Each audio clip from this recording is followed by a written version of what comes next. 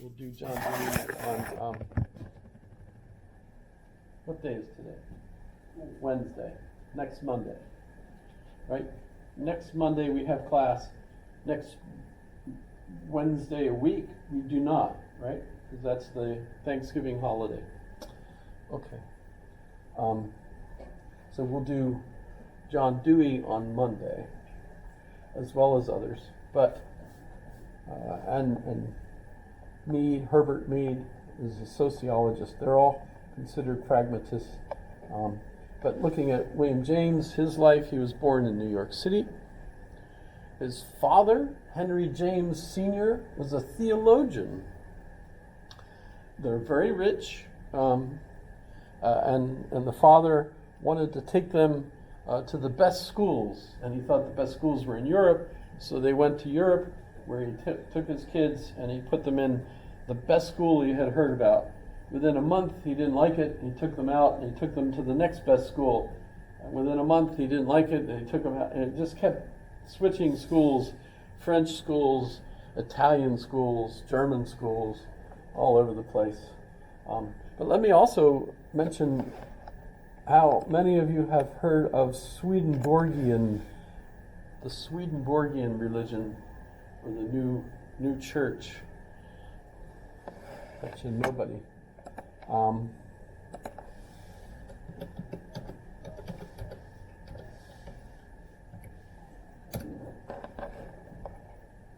Emanuel Swedenborg, you didn't know. When Jesus came back on the second coming, that was him. At least according to Emanuel Swedenborg. He was Jesus in the second coming. And of course that church all believes it, which is kind of interesting.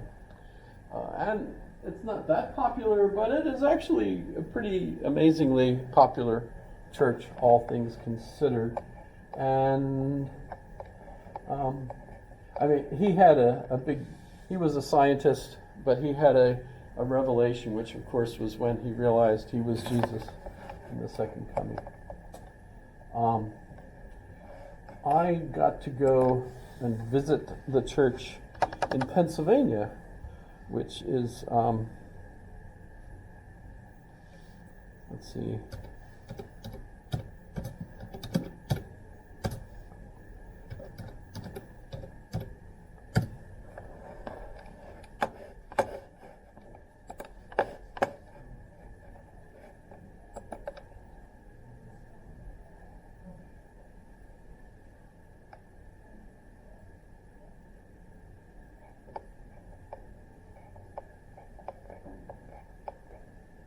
well, shoot.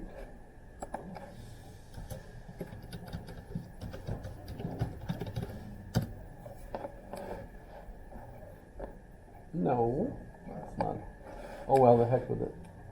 But I visited the church and I filmed it, of course, so I've got videos. I could send you the link if you're interested.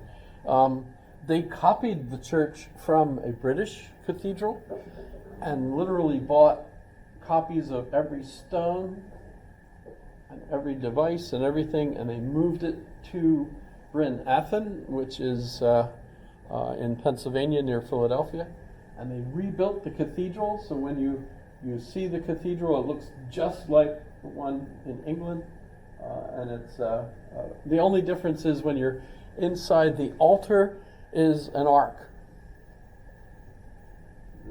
So you see an actual golden ark built the way the Old Testament describes the Ark of the Covenant. So it's kind of... So the James family was weird in more ways than one. Henry James, I don't know how many of you have read any of Henry James's novels. I know this already. No one has read, and yet he was an absolutely famous American novelist, still is. Turn of the Screw, Washington Square, lots of impressive books. when I was in Russian class, and I asked Gospoja Furman who was her favorite American author, she said, Henry James. And I thought, ah, how more boring can you pick? You know, clearly a very Russian American author in a sense. It's all such deep, detailed Gothic kinds of explorations of psychology in all of that. Henry James. And William James, of course, is the philosopher psychologist. So their educations were in private schools all over. Plus, then they went to Harvard and the Lawrence Scientific School. I mentioned the expedition. He studied physiology in Germany. An awful lot of his work was in Germany and German, and as a result, he's clearly a Hegelian in his point of view. He was sick for 3 years again, and then became an instructor in physiology at Harvard, and then psychology and philosophy at Harvard. And at the time, people didn't have radio, they didn't have TV, of course. They had a theater, and one of the things people would go to the theater for were lectures, and he was one of the very popular lecturers. And one of his colleagues at Harvard, who I also would highly recommend reading, is Josiah Royce. I'll give you a little bit on Josiah Royce.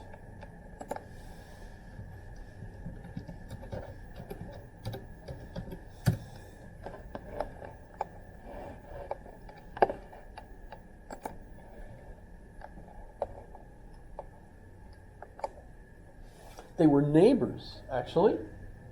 William James had his house here, and Royce's house was here. And that was great because the two of them would walk to school, to Harvard, to the campus together. It was also terrible because Louis Menand complains that as a result of them being able to talk with one another as much as they didn't write to one another, and as a result, we don't have any written record of the discussions that they might have had, because it was all lost as a result of it being an oral thing. But they were in agreement with a lot of things, but disagreed over some things. So I mentioned the varieties of the religious experience. The varieties of the religious experience was given as a lecture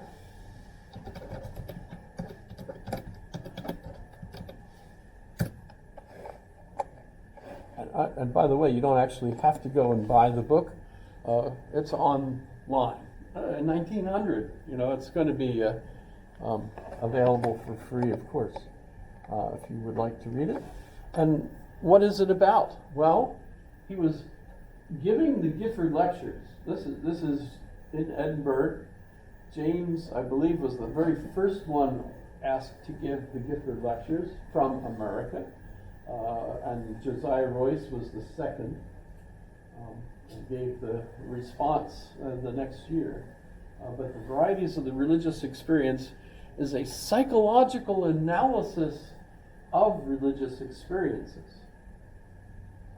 And what he concludes is that the main thing that so not everybody has these experiences, and how does he find them? He does a research, just literary research of all those who are considered to have had these religious experiences.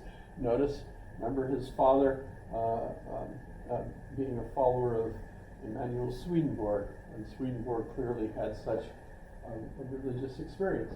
When you look at who he includes Muhammad, he includes Jesus, he includes the Buddha, all the biggies, basically, and he analyzes them and concludes that they have had a significant experience mentally, and then spread the news through their communication with others. So most people don't get to have these kinds of experiences, but those individuals that do have these psychological experiences teach us that the main elements of a religious experience is the recognition that we are connected to the universe, and we are insignificant by comparison to that entire universe. But you can literally feel a connection to the universe. That would be, I think, something similar to when people do meditation techniques, like Buddhist monks. I think I mentioned at some point that we have studies about why God will not go away. Brain science. Dr. Newberg. I mentioned this book because they scanned the brains of two individuals, a Buddhist monk and a Roman Catholic nun, both meditating, and it seemed to demonstrate that the brain has a particular center of the brain, whereas we shut down all of our other senses, not paying attention to them. They, of course, aren't shut down, really, but you're not paying attention to them, and that's the focus for a meditating person, is to avoid being interrupted in their concentration by all this, the things you see, et cetera, et cetera. Once you do that, what they see in brain scans, and they've done lots more now, is that a particular part of the brain kind of lights up, everything else dulls down in activity, and as a result of that part of the brain being so active, meditators describe the feeling of being one with the universe. And it's absolutely wonderful. So the point of this book, Why God Won't Go Away, has nothing to do with God, actually, but points out that all human beings have this part of their brain. We all can do this. Of course, what you need to do is train it. Train yourself so that you're able to do it. But for those that have succeeded in training themselves, it's absolutely amazing.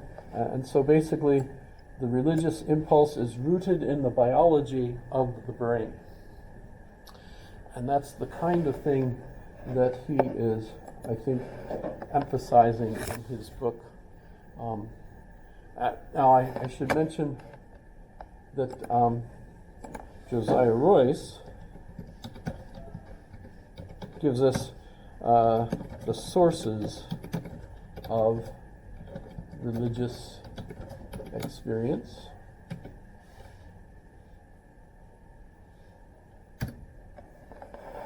Or religious insight, sorry.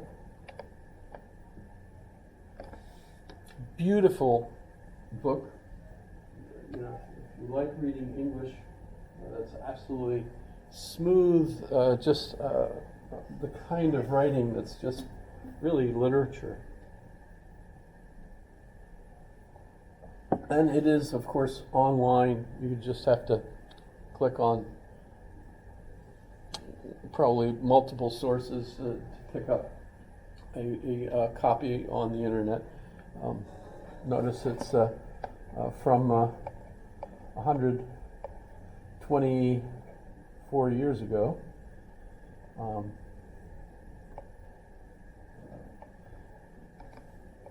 It doesn't say when the original was, but it was in competition with,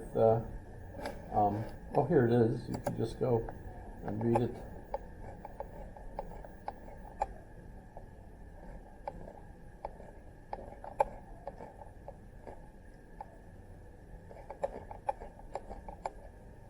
Let's just pick a piece. Just read a little bit to give you, I just picked anything. We approach our problem fully mindful of the limitations to which the purpose of these lectures confines us. The problem of evil has many metaphysical, theological, moral, and common sense aspects upon which I can say nothing whatever in the present context. Human sorrow appears in our pathway in these lectures as a topic for us to consider. First, because whatever source of religious insight we have thus far consulted has shown us man struggling with some sort of ill. And secondly, because there are aspects of this very struggle which will provide us with a new source of religious insight, and which will thus tend to throw new light upon the meaning of all the other sources. A thoroughgoing study of the problem of evil would require of us a complete philosophy, not only of religion but of reality, but we are limiting ourselves in these discussions to a survey of certain sources. I'd love to read more. It's good stuff. And it's free, and it's there.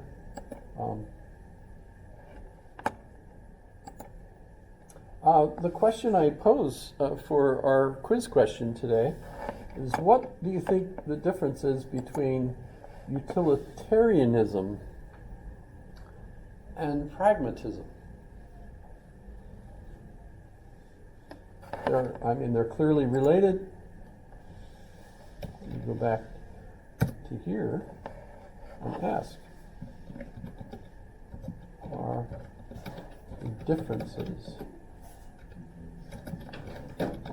between pragmatism and utilitarianism?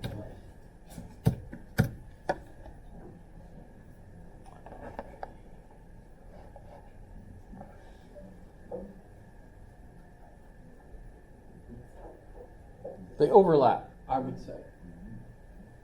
And I'm not sure that you would find many British who refer to what they think philosophically as pragmatic or pragmatism. They would clearly say utilitarian.